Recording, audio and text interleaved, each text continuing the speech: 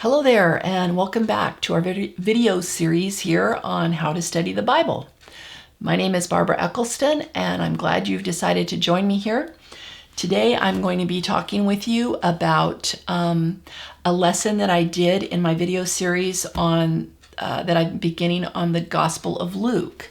And there we were talking about just the prologue, the first 4 verses of chapter 1. And I talked a lot about Theophilus. Maybe a little too much, but you might be wondering, how could she possibly know so much about this person? He's so obscure. And so today I'm going to show you how it was I learned about him and let you know one of the best helps that you can have to your Bible study time besides knowing your Bible. Okay. What I have here for you to learn about is called a Bible dictionary. And this particular Bible dictionary is particularly good. It is Zondervan's Illustrated Bible Dictionary. The authors are Douglas and Tenney, and it has been revised. This particular version is a revised version by Silva is the last name, Silva. So Douglas and Tenney, Tenney. And I just shortened this to Tenney's dictionary. But anyways, this dictionary has been my favorite now for probably close to the full 10 years that I've been teaching. It is, this is really wonderful. It's chock full of information. So those of you that maybe aren't familiar with my teaching style in person, and that could include probably everyone in this audience right now. But the way that I would teach is if someone asked me a question, even though I knew the answer, I oftentimes wouldn't tell them the answer. I would make them find it for themselves. And I had a stack of Bible dictionaries, different Bible dictionaries, and I would make sure that I had enough to go for everyone in the classroom. And I would just hand out Bible dictionaries, one to everyone, and tell them, look up a certain whatever. I had a student one time ask me what the difference was between an angel and a demon. I was like, okay, well, let's find out. So I handed out the Bible dictionaries, and I said, everybody, look up the word angel and take notes, right? And we did that for 5 minutes. I said, okay, now let's look up demon. And at the end of that, every person in the room was equipped, very well equipped and informed on what is the difference between an angel and a demon. And we had a wonderful discussion. But I love to teach that way, and not just using a Bible dictionary. There's other tools as well. And through the rest of these videos, we'll be talking about what some of those tools are. Up till now, I've just kind of talked to you about your Bible. And of course, that's your most important tool that you have. But this is number 2, okay? Having a good Bible dictionary at your disposal is wonderful. It will help you in so many ways. But so when I get to this passage in Luke where it says that he's going to write this letter to most excellent Theophilus, I was like, well, who's Theophilus? Because I've never heard that name before at this point, right? And so I get out my Tenney dictionary and I turn in here to Theophilus, and there's a full column almost about who Theophilus is, beginning that his name means lover of God, right? Tells me that right there. It gives me the pronunciation of his name. And it tells me that he was a man that to whom the Gospel of Luke and Acts of the Apostle were addressed. And it goes on and on and on and on, with a furthermore and a this, that, and the other thing. And, we learn who Theophilus is by reading a Bible dictionary. So I'll tell you a little story from my past. When I became a new Christian, I was 23, and I didn't have a Bible at the time. I wanted to get one, and my Sunday school teacher, my new Sunday school teacher, he had an NASB Bible, and it was a certain type by this publisher, and So I took careful notes to write all that information down, and I went to the Bible bookstore in town and walked in and asked, showed my note paper to the clerk and said, I'd like to buy this Bible. Do you have one? And she took it and over to the Bible section. She found it for me and it was very helpful. And as I was getting ready to check out and leave the store that day, she says, I think there's something else that you need.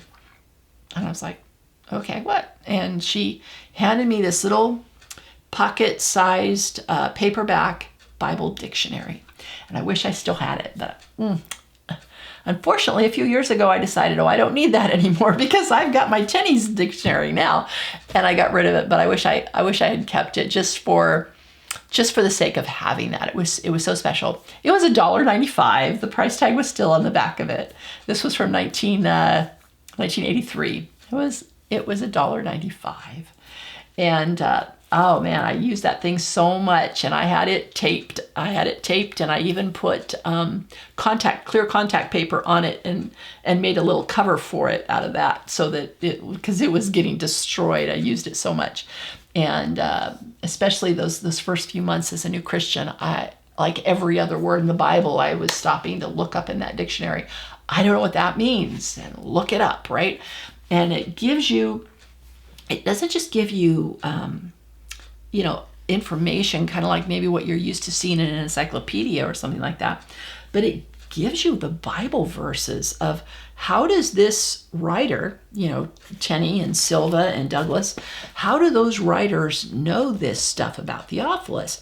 And so they're going to tell you the Bible verses that they're using to make the assumptions that they're telling you here in their little article about Theophilus. And it's wonderful, because if you want even more information than what they've expounded on here, you can look up those Bible verses and read those and read the context of those Bible verses and learn even more. And I got in the habit of doing that. That is how I met Theophilus, right? And it's how I'm able to tell you, I can't put a percentage on it or anything, but a great deal of what I share with you, I've learned by first finding it in a Bible dictionary.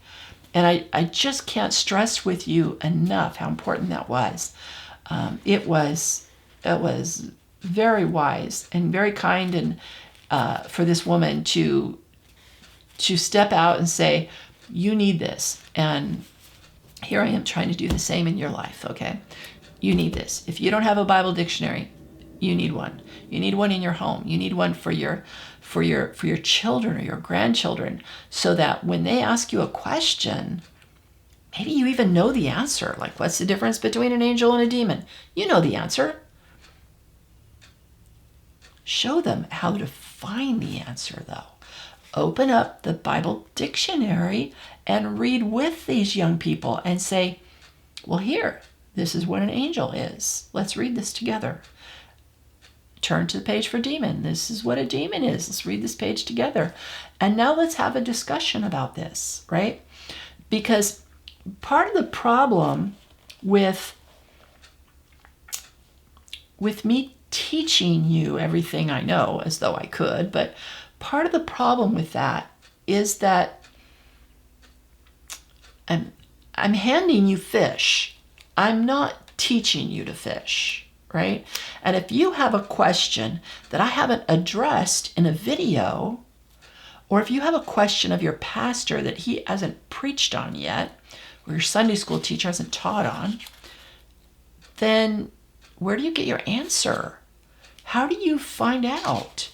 And you need to know what are some resources that you can turn to. And a Bible dictionary is a great place to start. Oh my goodness, there's just so many topics in here that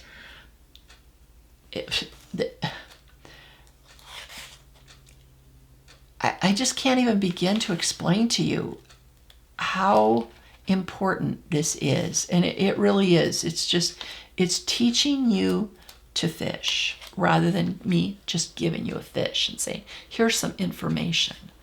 This allows you to fish for yourself, okay? And I encourage you, even if you've been in the Word a long time, and I encourage you to get a Bible dictionary.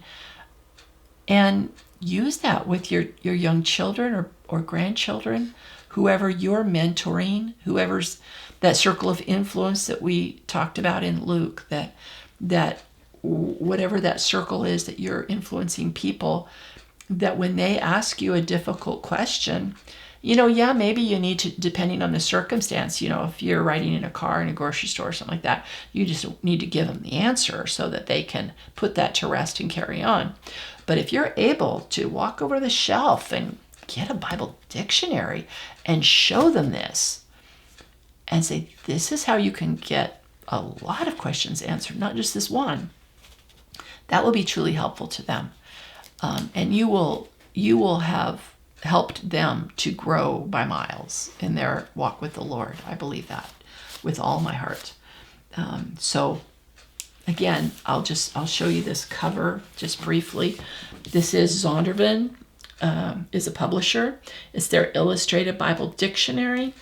This is by J.D. Douglas and Merrill C. Tenney, Tenney. And in this particular one is revised by, I can't pronounce this, Moises? Sorry, I don't know. Silva, Silva. Anyways, it's you could, if finances are tight, let me encourage you that you could go online and find used copies. A Tenney dictionary has been in print quite a few years. I don't know when the first one was printed, but you'll be able to find probably a used copy of a Tenney's. This was, it says here, the first copyright was 1987. So you're going to be able to find used copies of this online and pay pennies on the dollar for it, okay? Anyways, that's enough information for today. So I hope this has proved helpful to you, and that you will be able to grab one of these dictionaries offline, new or used, it doesn't matter. Our next video that we're going to be doing will cover another Bible study tool that will help you as you're trying to navigate doing your reading through the Bible. I think it will be very important that you have this tool. So hope to see you again. And until then, have a good day and dig into the Word. Okay. All right. Thank you. Bye-bye.